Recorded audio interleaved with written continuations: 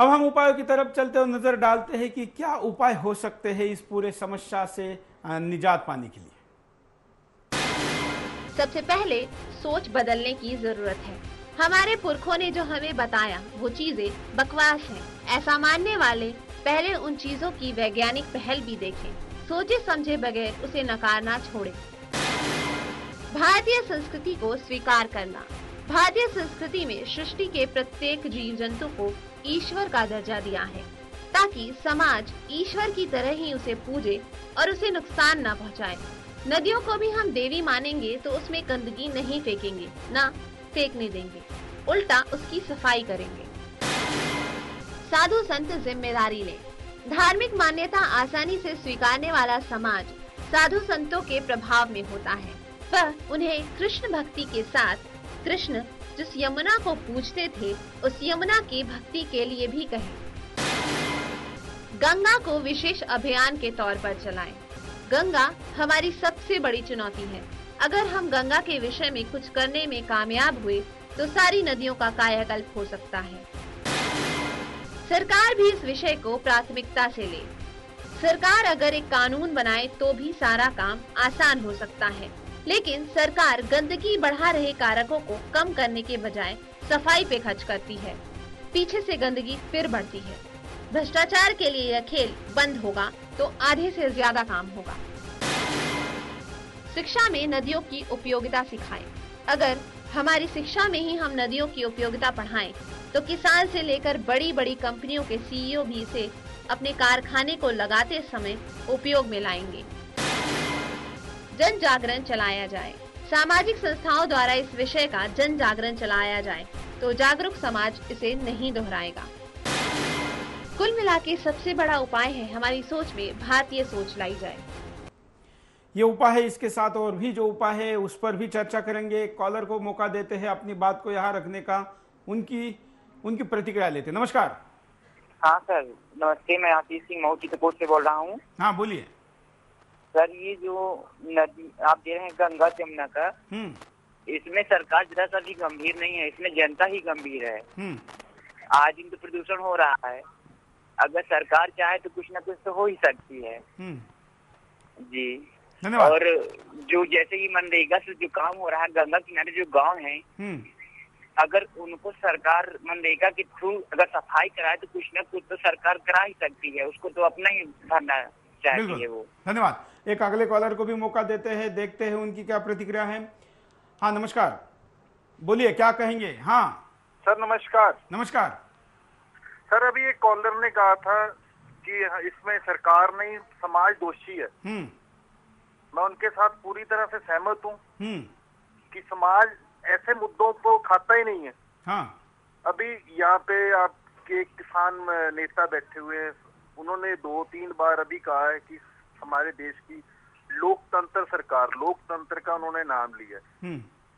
और सर मैं आपको ये याद दिलाना चाहूंगा कि हमारे देश में लोकतंत्र सरकार नहीं चल रही, नोट तंत्र सरकार चल रही है। और जो नोट तंत्र सरकार है वो नोट कमाने के बजाय देश के बारे में सोचना उनका काम नहीं है।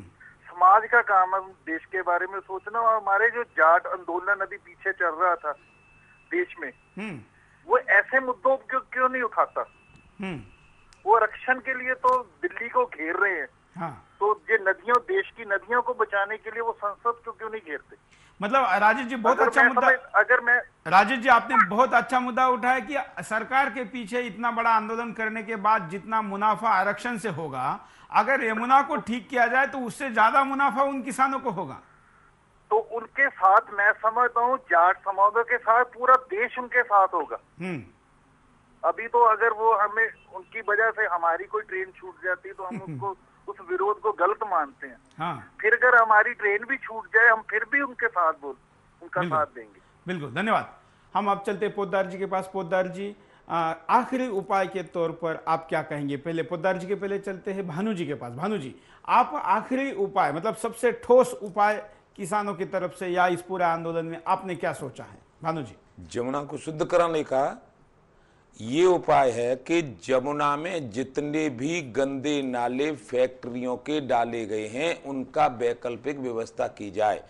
यमुना मैया में जो फसल की सिंचाई के लिए या ब्रज में ताजमहल पे संगम में पवित्र रूप से पहुंचती है, और पवित्र शुद्ध पानी ही भी फसल को मिलना चाहिए, तभी फसल में अच्छी सब्जी प्राप्त होंगी। इसलिए गंदे नाले मलमूत्र नहीं पड़ने चाहिए।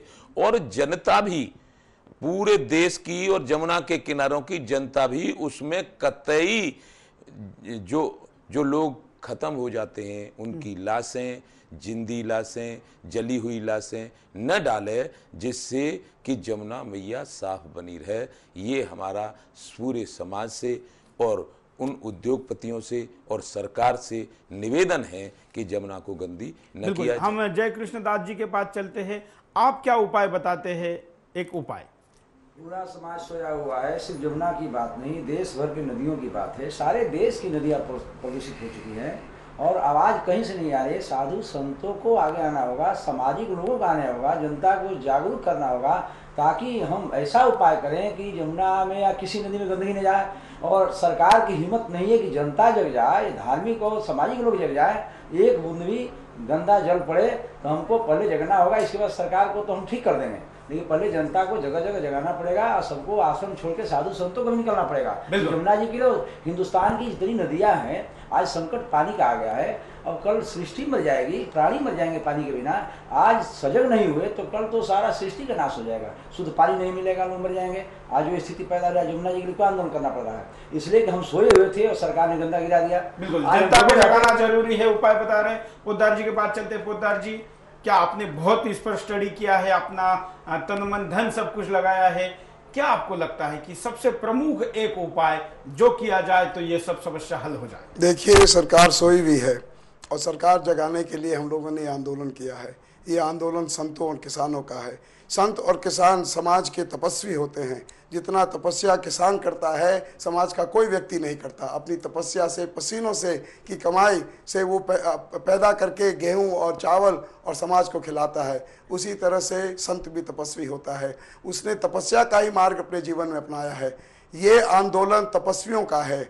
अगर इसमें जनता भाग नहीं लेगी, हमें समर्थन नहीं देगी, मैं हाथ जोड़ करके दिल्ली वालों से कहता हूं, हम लोग इतनी तपस्या करके यहाँ पहुँचे हैं, दिल्ली में करोड़ों की आबादी है, आप आइए जंतर मंतर पे हमारा समर्थन दीजिए। अगर आपने समर्थन दिया तो जमुना जी का जल छूटेगा और छूट करके बिल्कुल इलाहाबाद तक पहुँचेगा। और अगर आप सोए रहे तो हम लोग भी मारे जाएंगे और ये सारा आंदोलन टूट जाएगा। और फिर ऐसा तपस्वी आंदोलन कभी भी आपके जीवन में आपको देखने को नहीं मिलेगा। इसलिए मैं फिर से आपसे हाथ जोड़ता हूं और ये विनती करता हूं कि आप हमारा समर्थन कीजिए।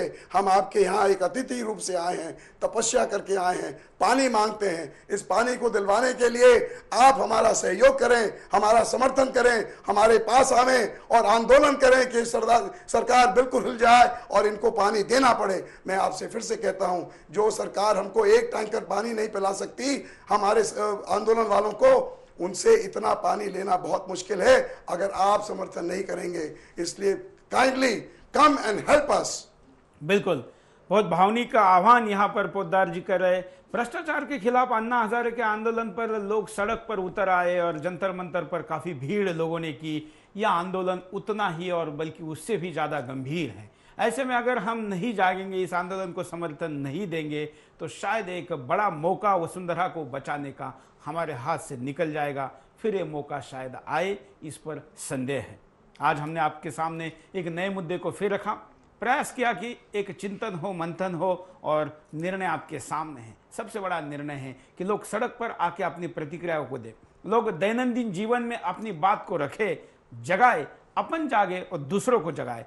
ये अगर हम करेंगे तो ये समस्या निश्चित तौर पर सुलझ जाएगी और हम जिन पवित्र, परम पवित्र नदियों को हमारी देवी मानते थे, इस शरीर की धमनियों की तरह इस सृष्टि के धमनियों में भी नदियाँ बसती है और ये नदियाँ बसेगी, नदियाँ बहेगी तो ही ये जीवन जीता रहेगा।